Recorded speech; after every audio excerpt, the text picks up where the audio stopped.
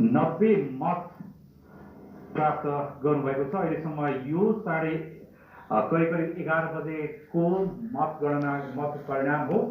यसपछि पनि त्यहाँ मतगणना निरन्तर रूपमा भइरहेको छ।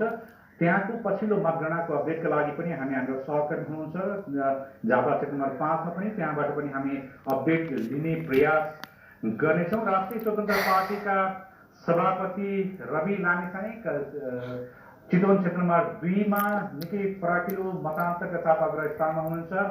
उहाँले 3265 मत ल्याउँदाखेरि उहाँका निकटतम प्रतिस्पर्धी रहेका एमालेका अस्मिन घिमिरेले 1519 मत ल्याएर पछ्याइरहनु भएको छ।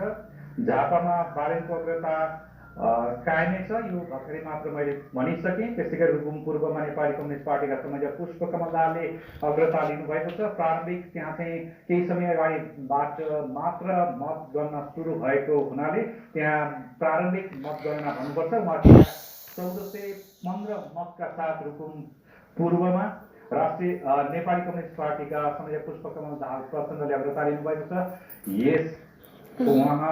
त्यसै उहाँलाई नेकपा एमाले कम्युनिस्ट जिल्ला गौतमले पछ्याइरहनु भएको छ 4031 मत। यसले गर्दा पनि रुकुम पूर्वमा प्रचण्ड नेकपाका संयोजक प्रचण्डको अग्रता निकै देखिन्छ, आफ्ना निकटतम प्रतिस्पर्धी भन्दा निकै पछाडि देखिन्छ। नेपाली कङ्ग्रेसका सभापति गगन थापा जो काठमाडौँ क्षेत्र नम्बर 4 छोडेर सर्लाही पुग्नुभएको छ। कङ्ग्रेस सभापति बनिसकेपछि उहाँ सर्लाही क्षेत्र नम्बर 4 को उम्मेद्वार बन्नुभएको हो। सर्लाही 4 मा मतगणना केही समय अगाडि मात्र सुरु भएको छ भने उता एमालेका मार्शल शङ्कर पोखरेल उम्मेद्वार रहेको दाङ क्षेत्र नम्बर 2 मा मतगणना सुरु हुन बाँकी छ। दाङका 3वटै निर्वाचन क्षेत्र 1-3 मा मतगणना अगाडि बढिरहेको छ।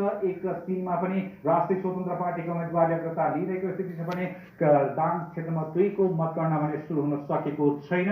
यता राष्ट्रपाको उपसभापति ध्रुव प्रसाद अधिकारी पनि काठमाडौँ 9 बाट उम्मेद्वार हुनुहुन्छ। उहाँले अग्रता लिइरहनु भएको छ। काठमाडौँका 1 स्थानमा विजय हासिल गरिसक्नुभयो भने उहाँको उम्मेद्वारले 9 स्थानमा अग्रता कायम गर्नुभएको छ।